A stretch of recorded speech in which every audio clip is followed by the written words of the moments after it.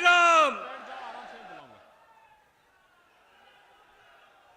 भारत माता की, भारत माता की, भारत माता की, गंगे मैया की, गंगे मैया की, वंदे वंदे वंदे।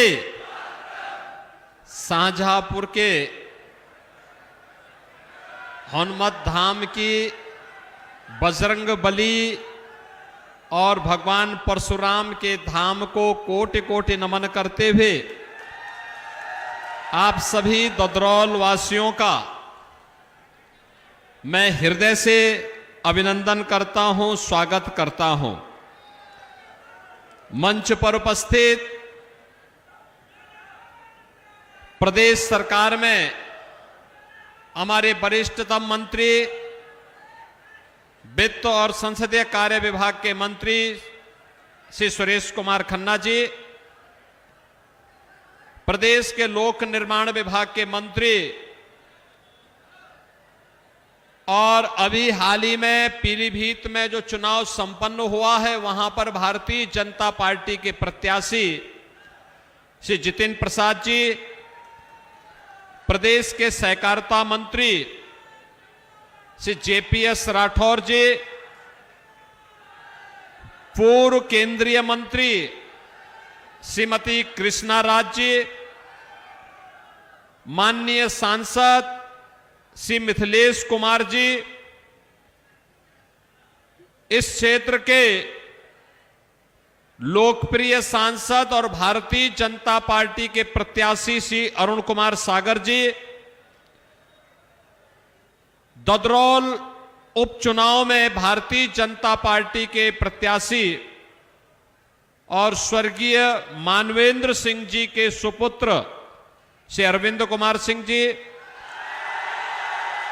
भारतीय जनता पार्टी के जिला के अध्यक्ष श्री केसी मिश्रा जी, महानगर अध्यक्ष श्रीमती शिल्पी गुप्ता जी, हमारी लोकप्रिय महापौर श्रीमती अर्चना वर्मा जी, जिला पंचायत अध्यक्ष श्रीमती ममता यादव जी, विधान परिषद सदस्य डॉक्टर सुधीर गुप्ता जी, माननीय विधायकगण श्री चेतराम पासी जी, वीर विक्रम सिंह जी, हरिप्रकाश वर्मा जी, श्रीमती सलोना कुशवाहा जी, राजेश वर्मा जी, राकेश कुमार मिश्रा जी, भारतीय जनता पार्टी के हमारे सभी वरिष्ठ पदाधिकारीगण और भारी संख्या में शाहजहांपुर लोकसभा क्षेत्र के ददरौल विधानसभा में उपस्थित बहनों और भाइयों,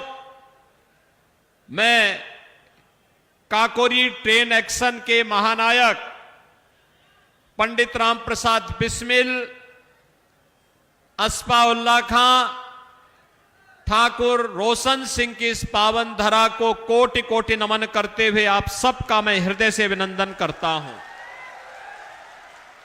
बहनों और भाइयों, 2024 का लोकसभा चुनाव एक इतिहास के नए मोड़ पर नया इतिहास बनाने के लिए उतावला दिखाई दे रहा है।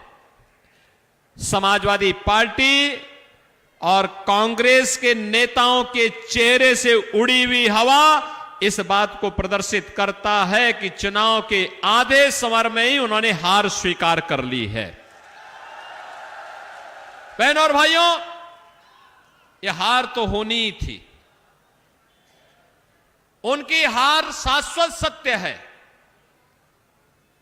क्योंकि हमारा इतिहास गवाह है,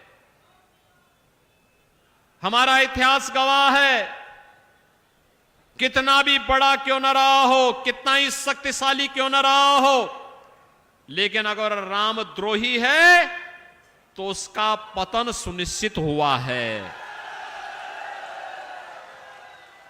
राम भक्त है तो हनुमान भी देवत्व की स्थिति में पहुंच करके लोक बंद हो गए, लोक पूज्य हो गए। बहनों और भाइयों, ये चुनाव राम भक्तों और रामद्रोहियों के बीच में अब सीमित होकर के आ गया है। आपने देखा होगा राम भक्तों पर गोली चलाने वाले आज कहते हैं कि अयोध्या में राम मंदिर बेकार बना। आतंकवादियों को बिरयानी खिलाने वाले और आतंकवादियों की पैरवी करने वाले और माफिया और अपराधियों का अपना गले का खेवनहार बनाने वाले लोग, जिन्होंने बेटी और व्यापारी की सुरक्षा में सेंध लगाने का दुस्साहस किया था अपने शासनकाल में, आज वे माफिया के मरने पर फतिया पढ़ने के लिए जाते हैं। और इसीलिए मैं कह रहा हूं, इतिहास के नए मोड़ पर एक नया इतिहास बनाने के लिए मोदी जी के नेतृत्व में 2024 का ये चुनाव आज पहुंच चुका है। बहनों और भाइयों, लगभग आधा चुनाव संपन्न हो चुका है। 3 चरण पूरे हुए, 4 चरण बाकी हैं, लेकिन 285 सीटों पर अब तक चुनाव हो गए। 285 सीट पर चुनाव का मतलब अब की बार आधी मंजिल पूरी कर ली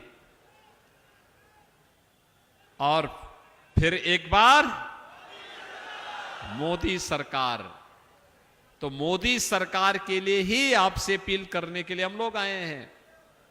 और ददरौल में तो मेरा आना इसलिए भी हुआ है, एक और कारण से हुआ है। लेकिन बहनों और भाइयों, आपने बदलते हुए भारत को भी देखा है और बदलते हुए उत्तर प्रदेश को भी देखा है। दोनों आपके सामने है। 2014 के पहले का भारत,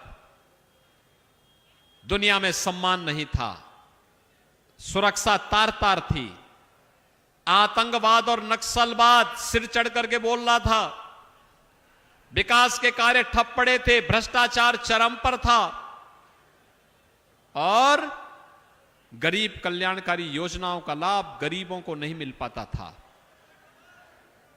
2014 के बाद का भारत, दुनिया के अंदर सम्मान बढ़ा है, देश की सीमाएं सुरक्षित हुई हैं, आतंकवाद और नक्सलवाद पूरी तरह नियंत्रित हुआ